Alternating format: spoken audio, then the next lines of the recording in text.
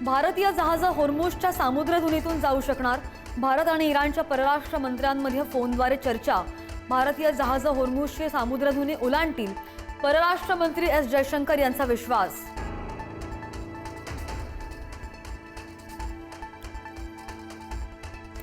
सध्याच्या परिस्थितीला घाबरवण्याचा प्रयत्न करणाऱ्यांवर बारकाईने लक्ष ठेवा। पंतप्रधान मोदींच्या सर्व मंत्र्यांना महत्त्वाच्या सूचना। विरोधकांच्या प्रचाराला न घाबरता आक्रमकपणे उत्तर देण्याचंही आवाहन।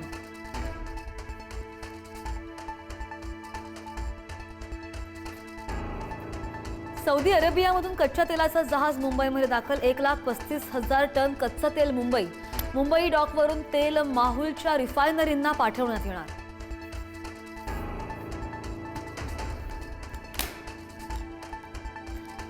गॅस सिलेंडरसाठी नागरिकांची तौबा गर्दी। कोल्हापूरमध्ये पोलीस बंदोबस्तात गॅस सिलेंडर वितरण, तर बुकिंग करून 8 दिवस झाल्यानंतरही सिलेंडर न मिळाल्यामुळे पुण्यामध्ये नागरिकांच्या रांगा।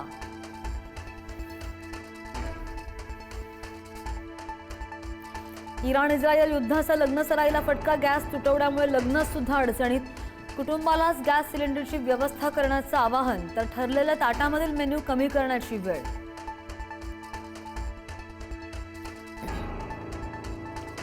युद्धामुळे गॅस टंचाई, गॅसच्या तुटवड्याअभावी पुण्यातील अनेक हॉटेल्स बंद।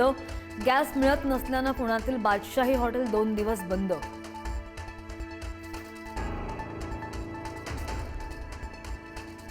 कोल्हापूरमध्ये वाहनांच्या एलपीजीची किंमत 45 रुपयांवरून थेट 80 रुपयांवर। अचानक किंमत वाढवल्यामुळे रिक्षा चालक चिंतेत। रिक्षा चालकांचा एलपीजी पंप चालकांना जाब।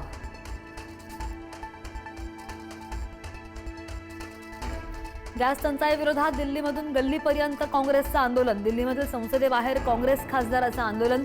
नागपूर आणि संभाजीनगरमध्ये सुद्धा काँग्रेस कार्यकर्ते आक्रमक।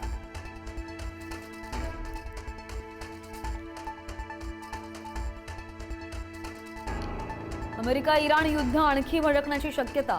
मोहीम पूर्णत्वास नेल्यानंतरच थांबवण्याचा ट्रम्प यांचा निर्धार, तर जगानं $200 प्रति बॅरल दराने तेल खरेदीसाठी तयार राहावं, इराणचा इशारा।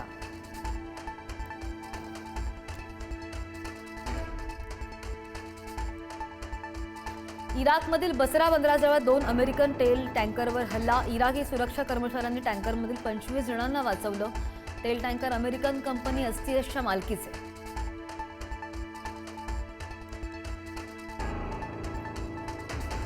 होर्मुझ सामुद्रधुनीतून भारताकडे येणाऱ्या थाई जहाजावर हल्ला। युद्धात व्यापारी जहाजांना लक्ष्य केल्यानं भारताची नाराजी। भारतातील कांडला बंदराकडे येत होतं मयुरी नारी नावाचं जहाज।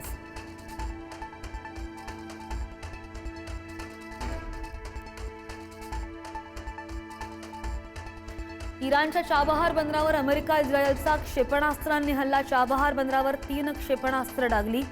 हल्ल्यात इराणच्या इमाम अली नौदल तळाला लक्ष्य केलं।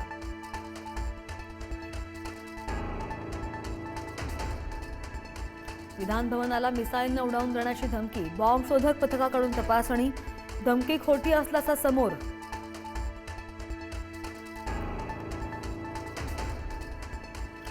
आज विधिमंडळामध्ये अभ्यागतांना प्रवेश नाही। विधिमंडळ धमकी प्रकरणी प्रशासनाकडून खबरदारी। विधिमंडळ प्रवेश पास 1 दिवसासाठी बंद। विधानसभा अध्यक्ष राहुल नार्वेकरांचे आदेश।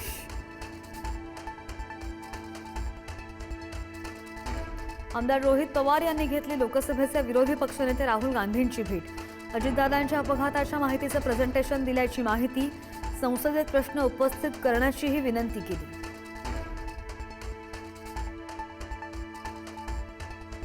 जम्मू काश्मीरचे माजी मुख्यमंत्री फारुख अब्दुल्लांवर गोळीबार करण्याचा प्रयत्न। हल्ल्यातून फारुख अब्दुल्ला थोडक्यात बचावले। उपमुख्यमंत्री सुरिंदर चौधरी जखमी।